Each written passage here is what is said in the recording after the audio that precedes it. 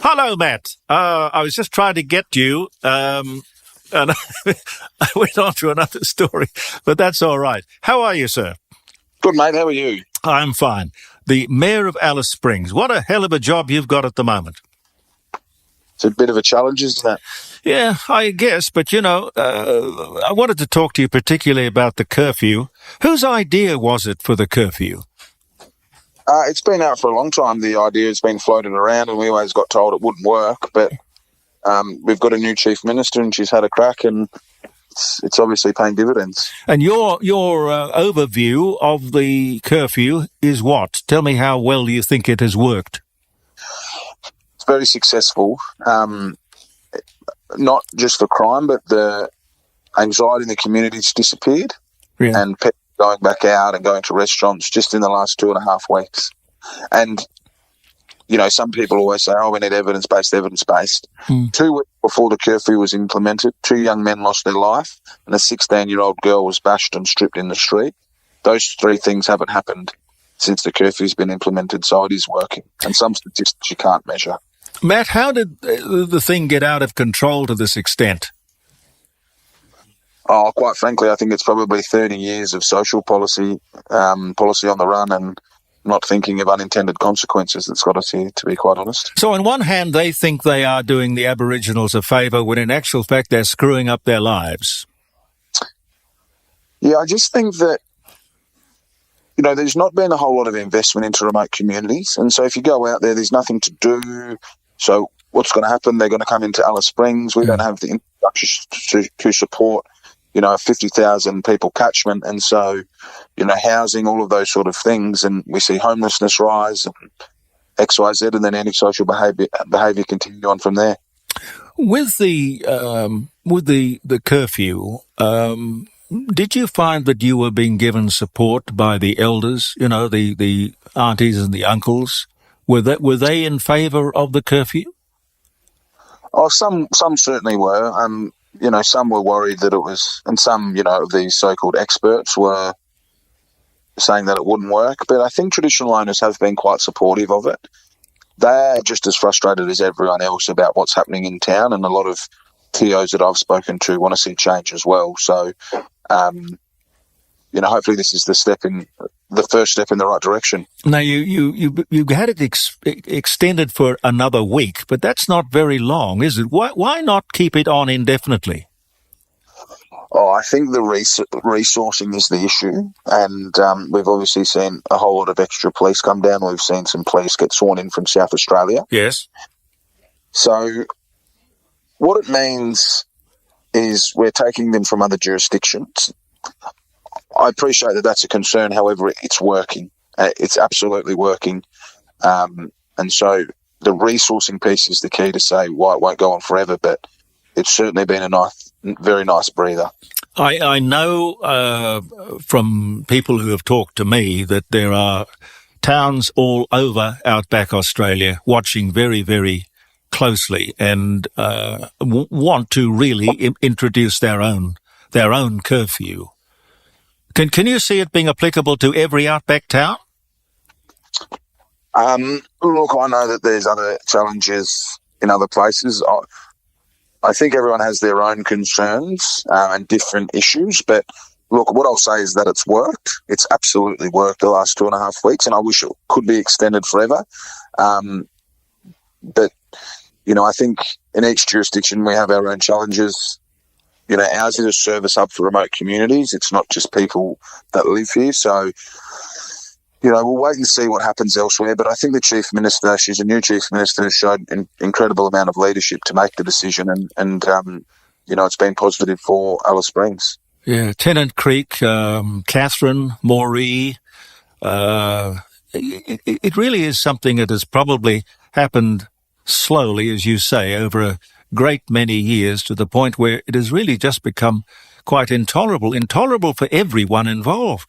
I mean, the parents of these kids, they must be absolutely distraught knowing that there's nothing they can do to control their own children. Yeah, and some parents are just, disappeared and are vacant parents, basically. So, what we need to understand as well is it is safer for some kids to be on the street rather than at home. That's a terrible thing to hear, Matt. But it's true. It's been that way for a long time. And so if the curfew's putting these kids back into places where it's unsafe, then that is a concern. But we really need to build for the medium and longer term issues. We need to build safe places for these kids to go if their home's not safe. And unfortunately, that's the reality of the situation. When you say not safe, are you talking about domestic violence? There's a huge amount of domestic violence in Alice Springs. So the police spend 80% of their time on domestic violence in the region.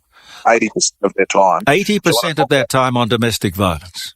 So when I talk about we don't have enough police, it's, the algorithm saying that we have, be police to people, but it's the police to what they're spending their time on. And, we can't blame the police for what they do, but it's, the candle that they've got to burn to get through the domestic violence is day after day after day. And so that certainly needs to be addressed first and foremost.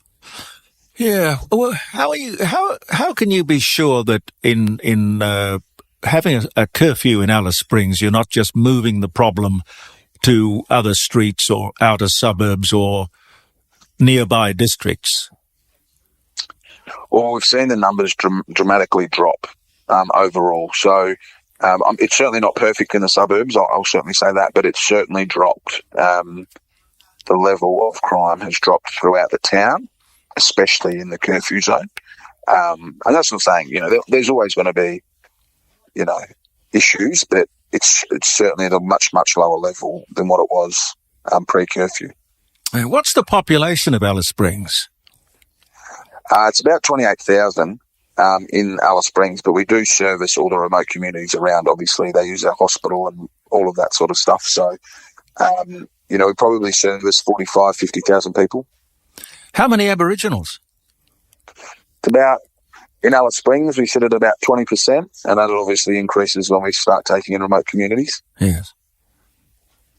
Yeah. I mean, what would happen if you had, total control? I understand you are the mayor and you've got a certain amount of authority, but if you could control it and make all the decisions, dictator for a year or something like that, is it a problem that can be fixed, or is it really pretty insoluble? I think it can be fixed, and I think that we're on the way to doing it. It's just about starting fresh, and the curfew and the resources is one of those things where you have proactive policing. The visual presence of police makes a dramatic impact for everybody, because if they can see people in uniform, they feel safe. We have police on our bottle shops, and that they basically police the sale of alcohol into restricted areas. Yes. So they were removed, and we went back to a bit of carnage for a few weeks. So they're back on there. They need to stay there permanently. And, we just need to keep up the resourcing and the police presence, because it is making such a positive effect. What about the shopkeepers? After all, any town is dependent upon having, vigorous, viable shops. These shopkeepers must be terrified. Yeah, they're certainly having a bit of a tough run. They've got through COVID, which has been, a challenge, but then also the reputational damage that Alice Springs has copped has seen our tourism industry decimated. And, Alice Springs is a wonderful place. And for those of you that haven't been here, please come and have a look, because it is an incredible place. We need to support them. And if we don't change it and the narrative around Alice Springs doesn't change, well, we won't have a tourism industry or a shopkeeper about. I mean, some of the footage I've seen indicates that there's no fear. These kids, as young as perhaps 8 years old, maybe even younger, they just don't seem to have any fear. Authority doesn't bother them, obviously. Yeah, I think that there's no consequence for any action that they're not worried about. And if you've seen the vision of Todd Tavern, which the rocks went through all the windows, and it was pretty full on. That was at 3:00 in the afternoon, which is school pickup time, and that establishment's 300 metres from a school. Now, we can measure the price of the broken windows and all of that damage, but you can't measure the mental health of people who felt that they were going to lose their life inside the establishment. So it's certainly, there's certainly some concern there, and we just need to make sure that, we go back to a sense of normality, basically. How many of the kids, Aboriginal kids, go to school and go to school regularly? Because that, I think, is the key. I've talked to Warren Mundine on many occasions, and he thinks the biggest problem is just to get these kids to school and keep them at school. Yeah, not enough. It's, some of the Indigenous communities surrounding Alice Springs, they have attendance rates as low as 19% for school. And so it's a massive issue. I don't think, if the system's not working at the moment, well, let's have a look at changing. I think we need to have places like youth foyers in Alice Springs. Northern Territory doesn't have a youth foyer. We're one of the only jurisdictions that don't. How would that work? Well, so basically what happens, if you're between a certain age, you sign up to go to the youth foyer. You need to go to school or get a job. And then the idea is that you will work your way up into the private rental market or purchasing the property. Yeah. We don't have that in Alice Springs, and it would be a fantastic place to put one in here, because we would see success and we would see more kids go to school, and that's ultimately what it's about, right?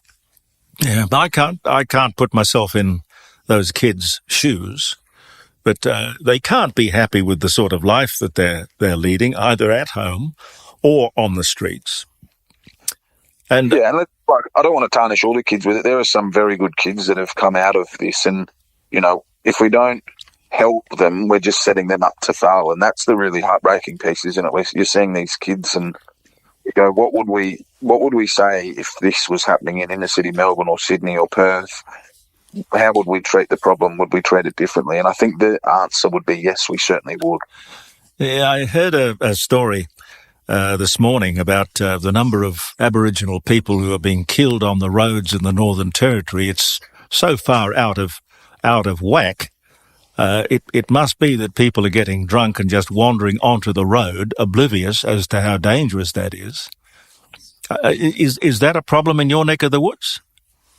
Look at it, but it's also, the problem is also the state of the roads going out to remote communities where these people live. They want to come in and do the shopping and whatever, and they drive back out, and, they're not driving on bitumen roads, mate. They're driving on very undervalued dirt that, hasn't been maintained for a very long time. That certainly doesn't help the cause as well. So, we need some investment here, and it can certainly be a better place than it is now, and we can see some light at the end of the tunnel. Where do the cars come from?